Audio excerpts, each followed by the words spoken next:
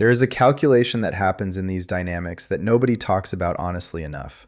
Not a financial one, not a logical one that you can sit down and work through on paper, but a slow, quiet, accumulating calculation that your body has been running in the background for months or years while your mind was busy making excuses and your heart was busy hoping.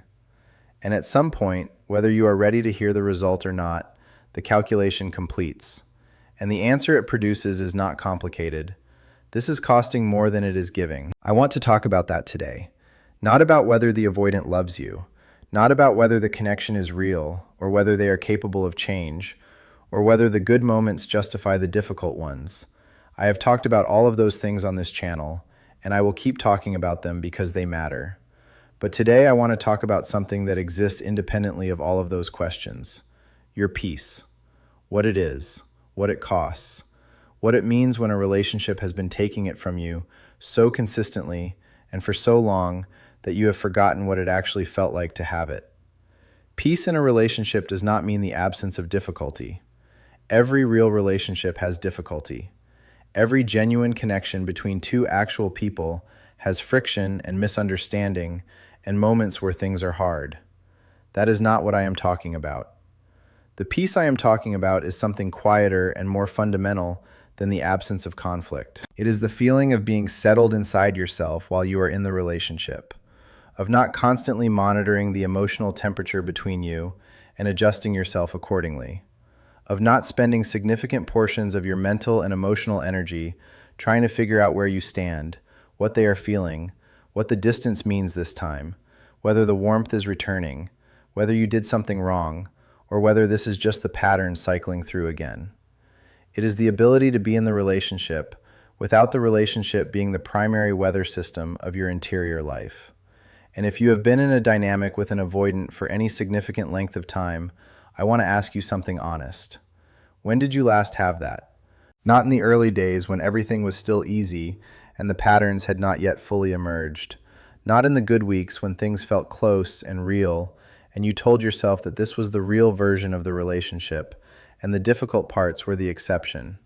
I mean consistently, as the baseline, as the ordinary texture of your daily experience while being in this relationship. Because here is what I have come to understand about the cost of these dynamics. The obvious costs are visible: the waiting for responses, the managing of your own needs downward, the conversations that never quite go where they need to go, the withdrawals and the returns, and the cycle that keeps completing itself without resolution. Those costs are real, and they are significant, and most people in this situation are at least partially aware of them. But there are invisible costs that run much deeper and do much more damage.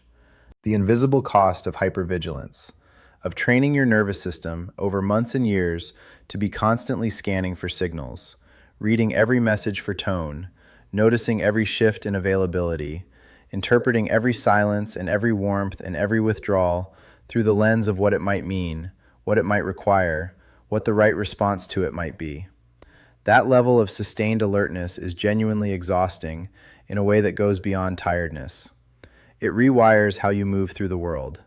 It makes you hyper-aware in contexts that have nothing to do with the relationship. It takes up cognitive and emotional space that belongs to your own life. The invisible cost of hope that keeps being recycled. Every good period refills the hope. Every withdrawal drains it.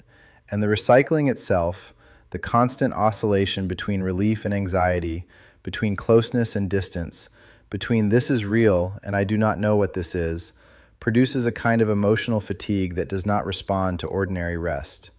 The invisible cost of self-editing, of learning, so gradually that you did not notice it happening, to present a version of yourself that is calibrated to the avoidant's comfort. The gradual erosion of the parts of you that are too much or too direct or too emotionally present for the relationship to hold. The slow shrinking of your actual self to fit inside the space that was available. These are not small costs, and they do not stay contained within the relationship. They leak. They change how you relate to yourself. They change what you believe you are entitled to ask for. They change your baseline expectation of what love feels like. And some of those changes are very difficult to undo. Now, I want to be careful here because I know this channel speaks to both sides of this dynamic. And I do not want what I am saying to become a simple verdict on avoidant people as partners, because the truth is more complicated than that. Some avoidants do the work. Some relationships do find a way through the pattern to something genuinely stable and real. The cost does not have to be permanent. The peace that was lost does not have to stay lost. But that outcome requires something very specific from the avoidant. Not just feeling things, not just missing you when you are gone, not just the recognition, however genuine, that the pattern has caused damage. It requires the consistent, sustained, unglamorous work of choosing differently, day after day, in the small moments, against the pull of every protective instinct they have. Therapy, honest self-examination, the willingness to sit with discomfort instead of creating distance to escape it. The choice, made repeatedly and imperfectly but genuinely, to stay present when every part of them wants to withdraw. That is what changes the cost calculation. Not promises, not the warmth that returns after a withdrawal, not the good weeks that make the difficult ones feel worth enduring. Consistent, visible, sustained effort. And until that effort is present and real and demonstrable over time, the cost remains what it is. So what do you do with that? You do not have to make a dramatic decision today.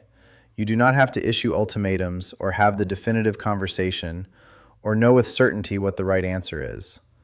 But you do have to be honest with yourself about the calculation. Not the calculation of whether they love you, not the calculation of whether things could theoretically be different, the calculation of what this is actually costing you right now, and whether what you are receiving in return is genuinely, honestly worth it.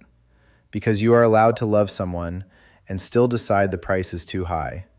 You are allowed to understand someone's pattern completely, to have genuine compassion for where it came from, to believe in their capacity for more, and still choose your own peace. Not as a punishment to them, not as a giving up on love, but as the most fundamental act of self-respect available to you. The acknowledgement that your interior life matters, that your nervous system deserves rest, that you are not a supporting character in someone else's growth story, that the love you give so readily, so patiently, so generously, is also something you deserve to receive. And if this particular relationship, with this particular person, at this particular point in both of your lives, cannot give it to you, then the most loving thing you can do, for yourself and ultimately for them, is to stop paying a price that was never yours to pay.